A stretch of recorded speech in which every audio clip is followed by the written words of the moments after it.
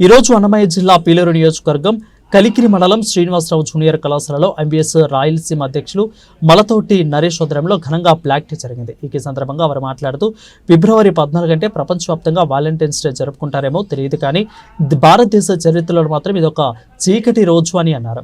అదేవిధంగా సరిగ్గా 6 సంవత్సరాల క్రితం ఇదే రోజున భారత భద్రతా బలగాలపై ఉగ్రవాదులు అత్యంత హేయమైన విధంగా దాడికి పాల్పడ్డారు. ఇక దాడిలో ఏకంగా 40 మంది సిఆర్పీఎఫ్ జవాన్లు దేశ రక్షణలో భాగంగా డ్యూటీకి వెళుతూ అమరులయ్యారని అన్నారు. 2019 ఫిబ్రవరి 14లో మధ్యాహ్నం పాకిస్తాన్కు చెందిన ఉగ్రవాదులు సిఆర్పీఎఫ్ జవాన్లు ప్రయాణిస్తున్న బస్సుల మీద దాడికి పాల్పడ్డారు.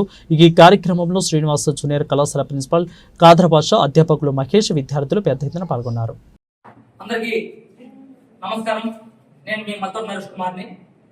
ఈరోజు ప్రపంచవ్యాప్తంగా లవ్ డే జరుపుకుంటే మన దేశానికి మాత్రం చీకటి దినంగా నిలిచిపోయినటువంటి దినం ఈరోజు.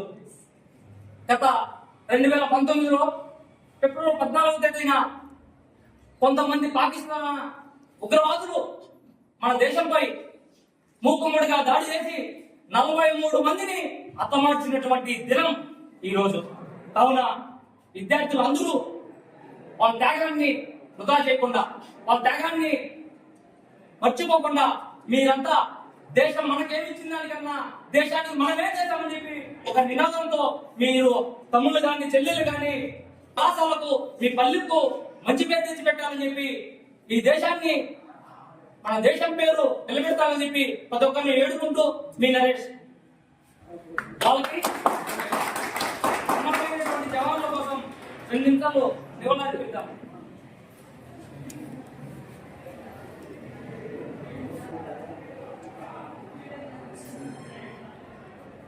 जोहार जवान, जोहार जवान, भारत माता के, भारत माता के, जोहार जवान, अमर रहे, अमर रहे।